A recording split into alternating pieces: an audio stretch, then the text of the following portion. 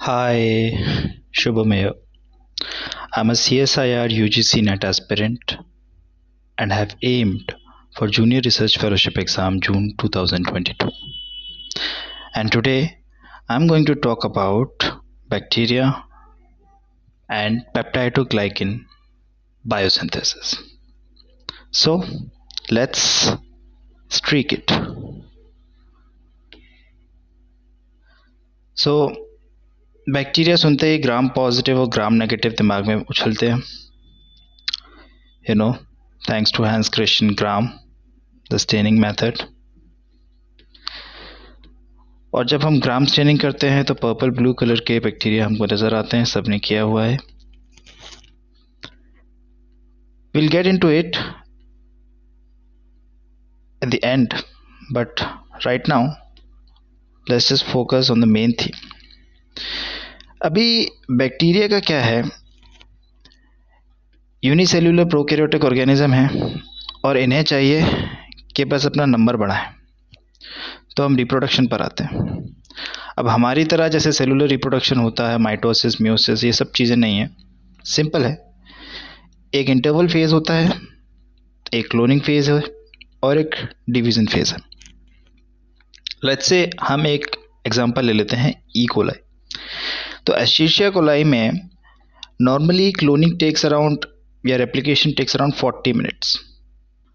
वहीं डिवीज़न अगर करना होगा तो 20 मिनट्स में डिवाइड कर लेगा, यानी कि रफली 1 घंटे में they can double their number. The generation time is 1 hour. लेकिन क्या है, इसका भी एक रेंज है डिपेंडिंग ऑन द सिचुएशन. अगर सब कुछ फेवरेबल हुआ तो वो 20 मिनट्स में भी डबल कर सकता है और अनफेवरेबल में 3 आवर्स तक एक्सटेंड कर सकते हैं, सर्वाइव करने के लिए कोशिश कर सकते हैं. और अगर नहीं हुआ कुछ तो they will ultimately go into the endospore zone. अब ये एंडोस्पोर का फॉर्मेशन भी सब नहीं कर सकते, इसमें भी ग्राम पॉजिटिव और ग्राम नेगेटिव का डिफ्रेंसिएशन. लेकिन आइडेंटिफिकेशन जब हम करने होते हैं बैक्टीरिया का, अगर मान लो इन जनरल हम कहीं से बैक्टीरिया उठा के लाएं तो आप same time scanning electron microscopy या ट्रांसमिशन इलेक्ट्रॉन माइक्रोस्कोपी के थ्रू उसके शेप को पहले आप रिकग्नाइज करना चाहोगे. तो 5 बेसिक शेप्स हैं.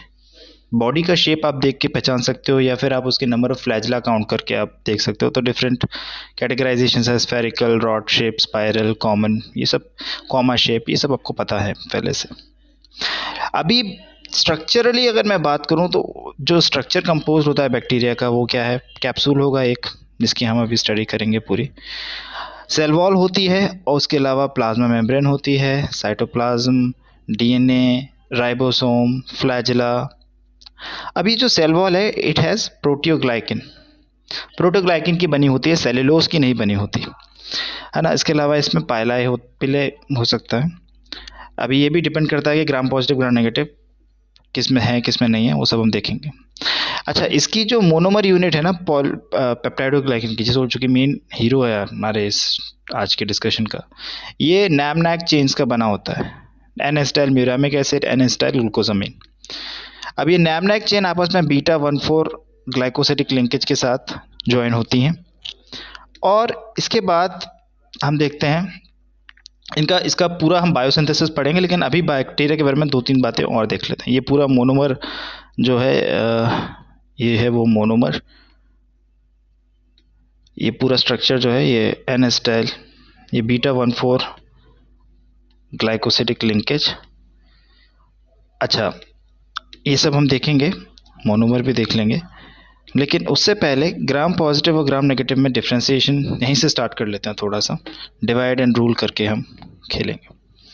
तो 20 to 80 नैनोमीटर थिक पेप्टाइडोग्लाइकन की कवरिंग होती है ग्राम पॉजिटिव के ऊपर, जबकि तो ये थिक है ना, कंपेयर टू 2 to 7 नैनोमीटर ये थिनर है. लेकिन ग्राम नेगेटिव और ग्राम पॉजिटिव में अभी समझ में आ जाएगा कि कोई भी 19-20 नहीं है, दोनों ही हावी पड़ते हैं. इनफैक्ट ग्राम नेगेटिव ज़्यादा डेंजरस हो सकता है. ग्राम पॉजिटिव में कोई आउटर मेम्ब्रेन नहीं होती, आउटर मेम्ब्रेन इज एब्सेंट, जबकि ग्राम नेगेटिव के अंदर आपको एक थिन आउटर मेम्ब्रेन भी प्रेजेंट होती है, जिसको हम एस प्रोटीन के नाम से भी जानते हैं. अभी एन एसिटाइल म्यूरामिक एसिड, ये जो आपका, और ग्राम पॉजिटिव में और ग्राम नेगेटिव में एक और डिफरेंस ये भी होता है कि ये जो पॉली पेप्टाइडोग्लाइकिन की जो चेन है उनकी क्रॉस लिंकिंग में डिफरेंस होता है। कैसा डिफरेंस? जैसे फॉर एग्जांपल यहाँ पर देखिए, ये जो है नैमनैक चेन ऐसे जा रहा है। नैमनैक चेन जो है ग्राम पॉजिटिव बैक्टीरिया में ये गया, सॉरी, नैमनैक डी ग्लू, ये इसमें 4 अमाइनो एसिड हैं यहाँ पर, और उसके बाद ये डी एलेनिन से क्रॉस लिंक हो रहा है, पेंटाग्लाइसिन ब्रिज बनता है, उसके बाद ये दूसरे नैमनैक वाले पार्ट से जाके कनेक्ट होता है। तो ये पूरा आप देख सकते हो, ये पेंटाग्लाइसिन ब्रिज बन रहा है इसमें। जबकि ग्राम नेगेटिव में अगर हम देखेंगे तो उसमें डायरेक्ट वो लिंकेज शो करता है। एक नैमनैक ये रहा, एल एलेनिन डी ग्लूटामिन, और ये मीजो डायमिनो पिकोइक एसिड, ये एक मॉडिफाइड अमीनो एसिड है। ये डी एलेनिन और यहाँ से दूसरे डैप के साथ जुड़ गया, और ये 2 नैक चेन आपस में क्रॉस लिंकिंग कर ली। तो ग्राम नेगेटिव में डायरेक्ट क्रॉस लिंकिंग हो जाती है, जबकि ग्राम पॉजिटिव वाले के लिए आपको पेंटाग्लाइसिन ब्रिज की फॉर्मेशन कराना पड़ती है।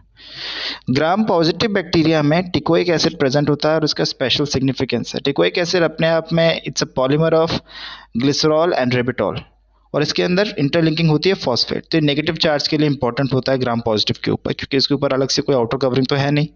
और अगर हम रेशियो की बात करें तो ग्राम पॉजिटिव में 90% तो आपका ये पेप्टाइडोग्लाइकेन ही होता है, 10% टिकोइक एसिड उसके साथ मिलता है। ये इंपॉर्टेंट इसलिए है क्योंकि एक प्रोटोन मोटिव फोर्स को मेंटेन करके रखता है। अभी हम देखेंगे कि ग्राम पॉजिटिव का ये जो स्ट्रक्चर है, ये पूरा स्ट्रक्चर बना हुआ है ग्राम पॉजिटिव की लेयर्स का। ये प्लाज्मा मेम्ब्रेन ग्राम पॉजिटिव के लिए है, और एक हमने बनाई है ग्राम नेगेटिव के लिए। तो इसका भी स्ट्रक्चर हम देख लेते हैं और ग्राम नेगेटिव का देखेंगे, लेकिन पहले हम ग्राम पॉजिटिव की बात कर लेते हैं। तो इसमें देखो, ये पेप्टाइडोग्लाइकेन की लेयर है, प्लाज्मा मेम्ब्रेन है, ये नैमनैक चेन जुड़ी हुई है, और ये देखो 2 तरह के जो टिकोइक एसिड है वो 2 तरह के हैं। एक होता है LTA यानी लिपोटिकोइक एसिड, और एक है WTA यानी वॉल टिकोइक एसिड। तो जो ऊपर जुड़ा हुआ है वो खाली वॉल टिकोइक एसिड है, और जो अंदर तक लिपिड से जुड़ा हुआ है लिपोटिकोइक एसिड। ये स्ट्रक्चरल स्टेबिलिटी प्रोवाइड करेगा ऑफ कोर्स, अदर इसके फंक्शंस भी हैं। लिपोटिकोइक एसिड इनफैक्ट एक चीज़ ये रह गई थी कि रिप्रोडक्शन जब होता है ना, तो बाइनरी फिजन से जैसे डिवाइड करते हैं, तो जैसे बॉडी दिख रही है हमें, ये हमारे जो बैक्टीरिया साहब है, ये उनकी बॉडी है। अभी क्या हो रहा है कि इसके चारों तरफ वो आउटर मेम्ब्रेन है, तो ये पहले एलोंगेशन करता है ना शो, तो ये आउटर मेम्ब्रेन क्या है, ब्रेक ऑफ होने लगती है, तो ये हटती नहीं है, ये यहीं रहती है। और ये टिकोइक एसिड का इसमें रोल है डिवीजन में, तो ये चीज़ भी ध्यान रखने की वाली बात है ना। तो ये स्ट्रक्चरल स्टेबिलिटी और डिवीजन में भी हेल्प करेगा। इसके बाद हम बात कर लेते हैं अगर ग्राम नेगेटिव में क्या डिफरेंस है। ग्राम नेगेटिव बैक्टीरिया की जो वॉल है उसमें कैसा हिसाब किताब है। तो ग्राम नेगेटिव बैक्टीरिया एक्चुअली ज़्यादा डेंजरस इसलिए होता है क्योंकि अगर हम ग्राम नेगेटिव में जाएं तो देख सकते हैं आउटर मेम्ब्रेन है प्रेजेंट यहाँ पर, है ना। और यहाँ पर हमको आउटर मेम्ब्रेन की जो मिलती है उसे हम लिपोपॉलीसेकेराइड मेम्ब्रेन कह सकते हैं, LPS। और इसमें 3 कोर पार्टिकल्स या 3 इसके कंपोनेंट्स होते हैं, वो ध्यान से देखेंगे। इसमें एक O पार्ट होता है, O एंटीजन पार्ट, एक कोर रीजन होता है, और एक लिपिड A पार्ट जुड़ा होता है। ये इसका अलग से स्ट्रक्चर यहाँ पर हमने जूम इन करके ये बनाया हुआ है। इसमें ये लिपिड पार्ट है, ये आपका कोर पार्ट है बीच में, और यहाँ पर ये एंटीजन जुड़ा हुआ है। एंटीजन क्या होगा, ये एंडोटॉक्सिन की तरह वर्क करता है और हमारे अंदर जो है इम्यून रिस्पॉन्स ट्रिगर करता है, और सारी चीज़ें हैं, एज अ पैथोजन बहुत एक्ट करता है ना। और एक चीज़ और, ये जो नेगेटिव है इसमें ब्रॉन्स लिपोप्रोटीन भी मिलते हैं, इसका कुछ फंक्शन होता होगा बट अभी है। इसके अलावा एंडोस्पोर फॉर्मेशन, हालांकि अगर हम बात करें तो वो सिर्फ ग्राम पॉजिटिव वाले बना सकते हैं, ग्राम नेगेटिव वाले नहीं बनाते। पालाए आपको जो है ग्राम पॉजिटिव में नहीं मिलती, ग्राम नेगेटिव में मिलती है। फिम्बरी ग्राम पॉजिटिव में एब्सेंट है, ग्राम नेगेटिव में प्रेजेंट होती है। ओके, तो यहाँ तक तो ये हमारा जनरल आइडिया हो गया अबाउट बैक्टीरिया। अब आते हैं हम इस डिस्कशन के सेकेंड हाफ में, जो कि आपको डिस्कस करना है कि भाई ये जो पेप्टाइडोग्लाइकिन की लेयर है ना, ये कैसे बन रही है ना। तो पेप्टाइडोग्लाइकिन की लेयर को समझना है हमें, तो वो देख लेते हैं हम, है ना। सबसे पहले जो एंट्री लेवल मॉलिक्यूल है इसमें, वो है फ्रक्टोज 6 फॉस्फेट। अभी ये जो है कॉम्प्लेक्स रिएक्शन है, साइटोप्लाज्म में होगी मतलब दो पार्ट में होगी, साइटोप्लाज्म में मेजरली हो जाएगी, उसके बाद मेम्ब्रेन में होता है। तो साइटोप्लाज्म के अंदर fructose 6 phosphate entry level molecule, ये सबसे पहले ये एंजाइम होता है। तो ग्लूकोजामीन 6 फॉस्फेट सिंथेज, ये ग्लूकोजामीन सिंथेज की प्रेजेंस में G6P बना लेगा, है ना। फिर ये ग्लूकोजामीन म्यूटेज के प्रेजेंस में ग्लूकोजामीन 1 फॉस्फेट ये कन्वर्ट हो जाएगा 1 फॉस्फेट में। इट्स अ रिवर्सिबल रिएक्शन, है ना। उसके बाद ये जो है इसमें एसिटाइल ट्रांसफ़र होगा और यहाँ से हमारा पहला पार्ट बनेगा जो पेप्टाइडोग्लाइकन के लिए नैम नैक चेन में नैम जो है, और इससे ये नोटेशन ध्यान रखना, ये नैम का मैंने नोटेशन बना दिया है। तो एन एसिटाइल ग्लूकोजामीन बन गया। अब यहाँ पर आप देख सकते हो ये जो फॉस्फेट न्यूक्लियोटाइड मॉलिक्यूल्स है, यूरोडिन डाइफॉस्फेट, ट्राइफॉस्फेट। तो एक चीज़ हमेशा याद रखने की वाली बात है कि एटीपी का काम होता है एनर्जी प्रोडक्शन, है ना। जीटीपी वगैरह हमारा ट्रांसडक्शन में हेल्प करता है। वैसे यूडीपी जो है बहुत अच्छा शुगर कैरियर है। तो कहीं पर भी अगर आपको शुगर्स कैरी करनी है, पॉलीमर बनाना है, कुछ करना है, तो यूडीपी का बहुत काम आएगा। इवन ग्लाइकोजन सिंथेसिस में भी यूडीपी यूटिलाइज होता है। चलो आगे बढ़ते हैं। तो ये ग्लूकोजामीन एन एसिटाइल यूडीपी यहाँ पर एक कैरियर मॉलिक्यूल बन गया। अब ये म्यूरामीन ए की प्रेजेंस में, अच्छा, ये जो पूरा ये पेप्टाइडोग्लाइकिन का ये जो है आपका सेल वॉल, ये म्यूरिन स्कैफोल्ड में कवर्ड होता है। तो ये म्यूरिन यहीं से समझ में आ रहा है। एक एक करके ये एंजाइम्स जो है स्कैफोल्डिंग करने में हेल्प करते हैं। यहाँ से एनॉल पायरुवेट रिएक्शन होगी म्यूरिन बी के प्रेजेंस में, ये यूडीपी म्यूर एन एसिटाइल बनेगा। उसके बाद म्यूरिन सी के साथ यहाँ पर देखो पहला अमीनो एसिड जुड़ना स्टार्ट हुआ। 4 अमीनो एसिड का स्ट्रक्चर जुड़ा हुआ था, देखो हमने देखा था यहाँ पे। इसमें L alanine, D glutamine, L lysine और डी एलानिन, ये 4 अमीनो एसिड जुड़े। जब ये सिंथेसिस हो रहा होता है तो एक्चुअल में 5 लगते हैं इसमें, और लास्ट जो टर्मिनल एलानिन है वो रिमूव होता है और उसके बॉन्ड एनर्जी से हमारा काम चलता है आगे। जो ट्रांसपेप्टाइडेज रिएक्शन होती है और इसकी क्रॉस लिंकिंग है उसमें हेल्प करने के लिए एनर्जी मिलती है। तो खैर म्यूर डी की प्रेजेंस में ये डी ग्लूटामिन भी इसमें ऐड होगा, एक और अमीनो एसिड आ गया, है ना। अभी इसके बाद ऐसे ये सारे पांचों के पांचों यहाँ पर आप देखो कि, तो ये देखो ये म्यूर एनएसी पेंटापेप्टाइड बना, 4 नहीं है, यानी सिंथेसिस फेज में ये 5 पेप्टाइड का लिपिड है, ये स्ट्रक्चर है। तो यहाँ से जो है आखिरकार ये इतना पार्ट तो जो है, ये फर्स्ट पार्ट देखो, ये एक हाफ पार्ट तो ये बन गया, और सेकेंड हाफ जो है तुम्हारा पेंटापेप्टाइड वाला, वो देखो ये मैंने उसका नोटेशन ये दिया हुआ है, ये पेंटापेप्टाइड ये बना हुआ है, इसका नोटेशन ये मैंने दे दिया है, और ये तुम्हारा मेम्ब्रेन में बन गया है। अभी अल्टीमेटली जो मेम्ब्रेन में बाउंड एक स्ट्रक्चर है या प्रोटीन है, इसको अंडीकैफेनॉल कह रहे हैं, अंडीकैफेनॉल। अब इसके साथ जो है ये जुड़ेगा और यहाँ से लिपिड 1 का सिंथेसिस हो जाएगा। अब म्यूर जी इसमें आके और ऐड कराएगा लिपिड 1, और एक के बाद एक लिपिड 1 जुड़ते जाएंगे और बाहर से ये निकलता जाएगा और क्रॉस लिंकिंग होती जाएगी। जीटीएस की हेल्प से क्रॉस लिंकिंग होगी, ठीक है।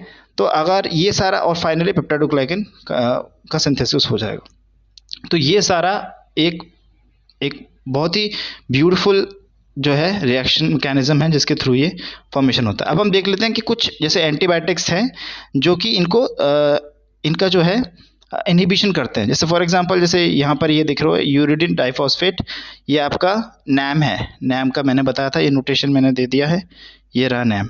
तो ये जो नैम पेंटापेप्टाइड वाला स्ट्रक्चर है, ये अंडीकैफेनॉल को जुड़ने नहीं देगा। कौन?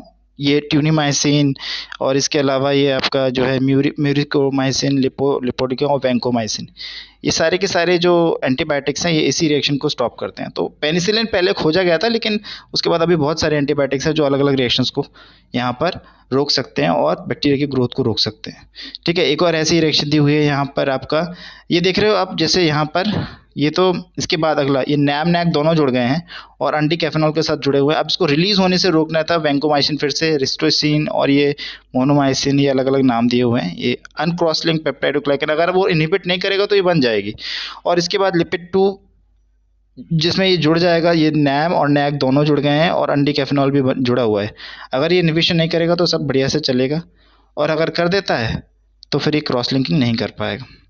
अल्टीमेटली जो पेनिसिलिन का डिस्कवरी हुआ था वो यहाँ पर इस स्टेप को रोकता है। अनक्रॉस लिंक पॉलीपेप्टाइड, ये पेप्टिडोग्लाइकन जो है उसको नहीं बनने देगा। ये देखो ये क्रॉस लिंकिंग हो रही है, डायरेक्ट क्रॉस लिंकिंग, या जैसे भी है पेंटाग्लाइसिन से हो रही हो, तो ये सारी, तो ये पूरा एक बहुत ही खूबसूरत पार्ट था बैक्टीरिया और पेप्टाइडोग्लाइकन बायोसिंथेसिस का। आई होप आपको कुछ अच्छा लगा हो, एंड या will continue working on these things, and I will see you in the next one. Thank you, bye bye.